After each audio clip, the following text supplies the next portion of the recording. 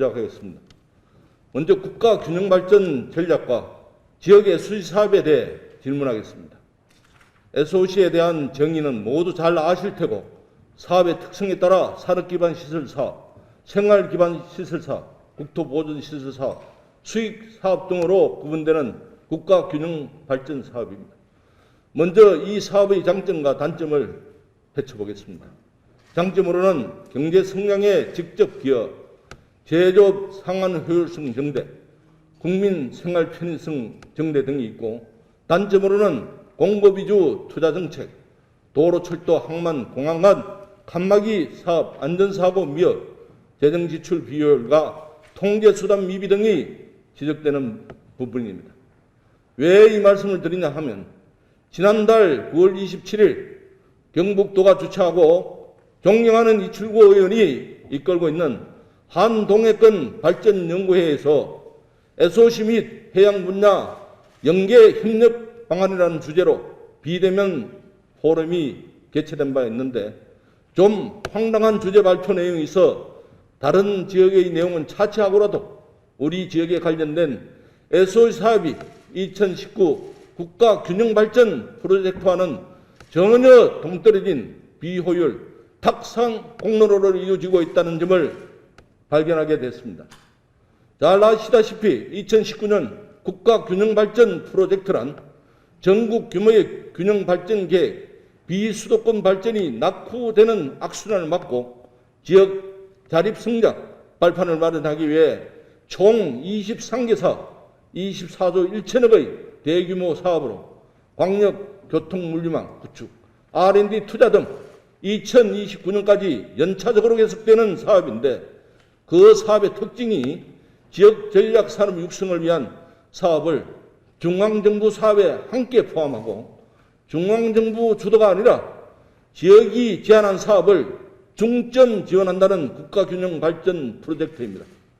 그럼에도 불구하고 기계획진 SOC 사업과 연계한 SOC 전략 계획이 전혀 실행 가능성 없는 사업이라는 것입니다.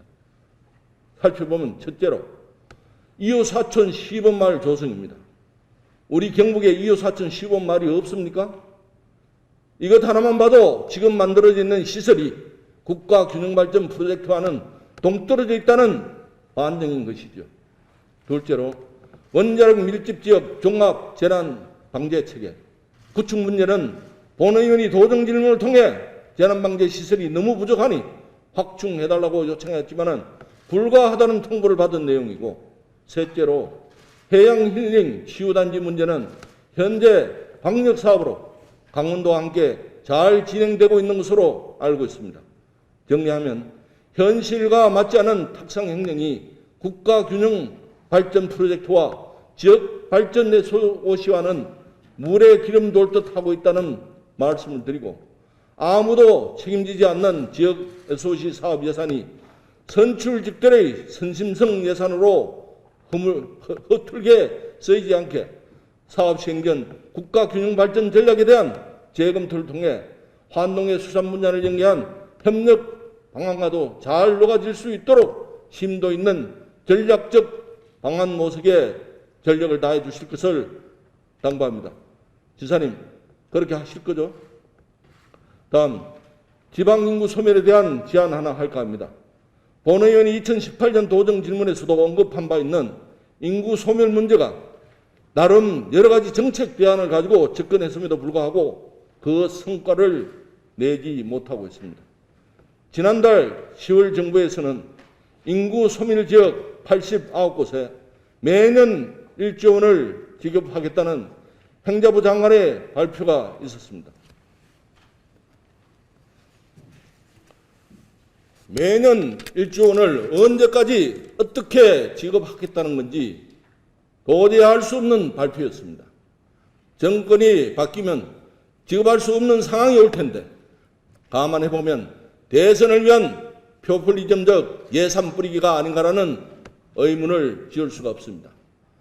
우리가 듣고 있는 내용으로는 정부 곳간이 비었다고 난리도 아닌데 말입니다. 이마저도 정부가 버티기를 하다가 당이나 국회에서 밀어붙이면 깨갱하고 없던 돈이 어디서 튀어나옵니다. 이것 전부가 혈세고 부채 아닙니까? 어쨌든 매년 주겠다니 1조 원의 예산이 올해도 내려올 텐데 어떻게 집행하실 건지 궁금합니다. 2021년 청년 정책 시행 계획에 예산을 덧대려고 하시는 건 아니신지, 일자리와 주거, 교육, 복지, 문화, 참여, 권리 분야 148개 사업을 하겠다고 하셨는데 사업은 잘 진행되고 있는지 모르겠습니다. 인구 소멸을 그나마 최소화할 수 있는 저희 제안은 이렇습니다. 가칭, 농업 공무원, 어업 공무원, 산림 공무원 등을 공채로 선발, 20대 청년들이 60세까지 보장받는 평생직업을 가지게 하자는 것이죠. 공무원들과 마찬가지로 말입니다.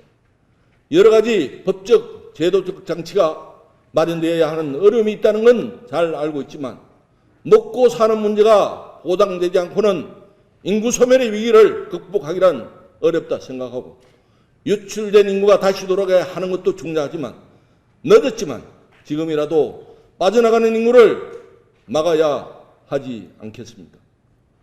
예산 1조 원이면 충분히 해볼 만한 사업 아이템이 아닐까 해서 제안 말씀드립니다. 지사님, 검토해 보시겠습니까? 사죄의 말씀드릴 게 하나 더 있습니다. 청년 일자리 정책을 관장할 컨트롤 타워가 필요합니다. 업무 내용은 대동소이한데 협업을 해야 할 각 부서가 제팔 제언들기를 하고 있다는 생각이 들어 안타까운 마음입니다. 재정비 검토해 줄 것을 요청드립니다. 다음, 기후변화와 탄소 중립에 대해서 질문하겠습니다. 너희들이 못하면 우리가 해내고 말겠다. 당신들은 당신 자녀를 가장 사랑한다 말하지만 기후변화에 적극적으로 대처하지 않는 모습으로 자녀들의 미래를 훔치고 있다. 먼저 나온 문장은 멕시코 원조님 오토이족 출신인 환경운동가 시에 바스티다의 빡침이었고 아래 문장은 스웨덴 출신의 그레타 툰베리의 꼰대들에 대한 일갈입니다. 어떤 현상을 대변하는 OK 부문은 우리말로 알았으니까 어른들이 이제 그만해라. 너희들은 아웃이다라는 뜻으로 풀이됩니다. 이 말은 우리식의 꼰대를 비꼬는 말로 이것만의 의미를 넘어 앞으로 다가올 세대 전쟁을 암시하는 말입니다. 세대적 우호관계는 이제 끝났다면서 기성세대와 기득권을 향해 기후변화에 대한 행동을 개시한 것으로 이에 당황한 세계는 부랴부랴 기후변화에 대한 관심을 보게 된 것이죠. 표를 한번 봐주시기 바랍니다. 이 표는 MZ세대에게 가장 중요한 당면 과제는 무엇인지 2019년 9월에서 10월 사이 22개국 18세에서 25세 미만 1만 8,000명을 대상으로 조사한 결과입니다. 그들이 생각하는 제일 중요한 인류 가치를 기후변화로 뽑은 자료입니다. 경제, 소득이라는 단어는 13번째와 14번째에 나옵니다. 먹고 사는 문제보다는 인류가 당면한 최고의 위기를 기후변화로 본 것이죠. 여러분, 어떤 생각이 드십니까? 탐심 가득한 기성세대와는 극명한 차이를 드러내는 부분 아닙니까? 이제 분난 포스트 부모 세대는 세계와의 충돌을 두려워하지 않고 그들의 권리 쟁취를 위해 기성세대와 한판 전쟁을 선포하고 나선 것입니다. 기후변화를 갈망하는 당찬 10대들의 발단으로 이제는 어떤 국제 행사에서도 탄소 중립이라는 단어가 자연스럽게 해자되고 있고 앞다퉈 무슨 자랑이다라도 하듯 우리는 언제까지 탄소 중립을 완성하겠나라고 실현 가능하지도 않은 약속들을 남발하고 있습니다. 애초에 탄소 중립이라는 의제에 도정 질문의 꼭지에 넣지 말았어야 하는데 원자력을 보유하고 있는 울진군 도의원으로서 첨예하게 맞물려 있는 탄소 중립과 원자력의 문제에 대해 말씀드리지 않을 수가 없었다는 걸 이해해 주시고 나름의 견해와 주장을 필요해 볼까 합니다. 많은 전문가들이 10월 27일 정부가 국무회의에서 발표한 2050년 탄소 중립 시나리오와 2030년 온실가스 감축 목표가 실현 불가능한 목표라며 반대의 입장을 내놓았습니다. 내용을 잠깐 살펴보면 2050년까지 태양과 풍력 등 재생에너지를 지금의 10배 수준으로 올리고 탄소 배출량을 2030년까지 그 감축 목표를 2018년 대비 26.3%에서 40%로 늘려 나가겠다고 합니다. 탄소 배출 정점으로부터 EU는 60년, 미국은 43년이 걸린다는 탄소 감축을 우리는 32년 만에 도달하겠다는 무모한 계획도 내놓습니다. 탄소 중립 계획의 허실을 나열해 보겠습니다. 다가올 에너지 가격 폭등, 재생에너지의 변동성, 저장시설에 들어가는 1250조에 달하는 천문학적 예산 확보, 전력 수급 불안정에서 오는 서민들의 고통, 무탄소 터빈의 상용화 기술 개발, LNG 퇴출 문제, 탄소 포집 활용 저장 기술 등 이산화탄소 집적 태양광 패널 사업, 풍력단지 터빈 시설까지 가장 기본이 되는 가격 경쟁에서 밀리고 기술력에서도 우위를 점하지 못하게 되면 국내 시장이 바로 잠식될 수밖에 없다는 현실이 말해주듯 탄소 중립을 하며 탈원전을 하겠다는 정부의 정책 기조는 애초에 허구였다는 단어로 밖에 표현할 수 없는 상황이 되어버렸습니다. 화력발전 폐쇄 결정도 제대로 안 된 제9차 전력 수급 계획이 대통령 말 한마디에 오락가락하는 정부 정책이 되었고, 게다가 그 결정을 미루면서 공은 대통령 직속 기관인 탄소중립위원회로 넘어갔습니다. 힘이 열릴 기구로서의 법적 지위가 보장되지 않는 허수아비 같은 기구로 말입니다. 폐해 일어나고 탄소 중립에 대한 원전의 필요성에 대해서는 너무나 주시된 사실이기에 생략키로 하고 이에 따른 울진 운전 문제를 말씀드려보려 합니다. 다행히도 98.84%의 공정을 보이던 신한울 원전 1, 2호기가 지방경기 활성화를 갈망하는 국민들의 뜨거운 열정으로 1호기는 2021년 연료 장전을 마치고 이달 11월에 상업 운전에 돌입할 예정이고 2호기는 전번달 연료 장전을 하고 2022년 5월 상업 운전 예정으로 있습니다. 울진 1, 2호기가 정상적인 가동을 할 수 있도록 배전의 노력을 아끼지 않았던 이철호 지사님께 이 자리를 빌어 국민들의 감사를 전합니다. 이 여세를 몰아 50% 가까운 공룡률로 보이고 있는 3, 4호기에 대해 말씀드려보겠습니다. 앞서 말씀드린 1, 2호기 건설 중단으로 3조에 가까운 예산의 손실이 있었음에도 3, 4호기는 2017년 제8차 전력수급계획에서 건설 중단이 확정된 후로 꿈쩍도 하지 않고 있습니다. 이대로 공사가 중단된다면 4조 원에 가까운 사회경제적 비용과 사전 제작비 7천억, 기매입 51만 평 부지 철회 문제를 비롯 상상을 초월하는 예산이 건설 중단으로 소멸 위기를 맞고 있습니다. 원전 강국이라는 대한민국이 유독 실패한 독일 탈원전 정책 모델을 쫓아가는 이유가 무엇인지 모를 일입니다. 정부는 수급 문제가 아니라면서 1.4기가와트급 원전 상기에 맞먹는 전기를 2050년 전력 수급 계획 동북아 거리대에 포함시키고 전기를 중국, 러시아, 송전망을 구축해 국내로 들여오겠다고 계획을 하고 있습니다. 태양광, 풍력 등 재생에너지가 갖는 전력 생산의 간헐적 약점을 국가 간 전력 거래로 해결하겠다는 구상인 것 같고, 이 계획이 성사되려면 송전망이 북한을 통과해야 하는 외교 안보적 문제가 해결되어야만 하는데 지사님 어떻게 생각하시는지요? 과연 30년 안에 가능하다고 보시는지. 물론 미, 중, 러라는 주변국들의 입김이 작용하기는 하겠지만 이래서 우리 정부가 북한에 원전을 지어주려 하는 것 아닌가라는 의구심을 갖게 하는 대목입니다. 대가를 치러야 하니까요. 많은 선진국들이 원전을 전제하지 않고는 탄소 중립의 문제를 절대 해결할 수 없다고 입을 모으고 있는데 왜 우리는 외국의 전기를 들여와서 이 문제를 해결하려는 건지 도무지 알 수가 없습니다.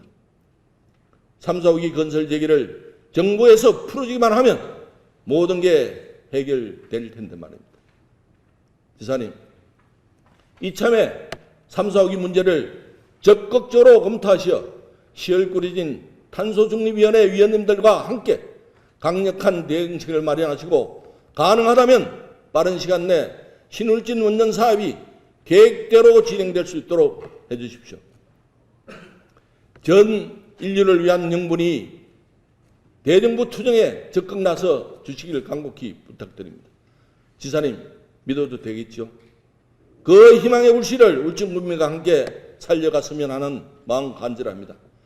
나머지 질문은 속기록에 등재해 주시고 답변은 서면으로 받겠습니다. 다음은 교육감에게 질문하겠습니다.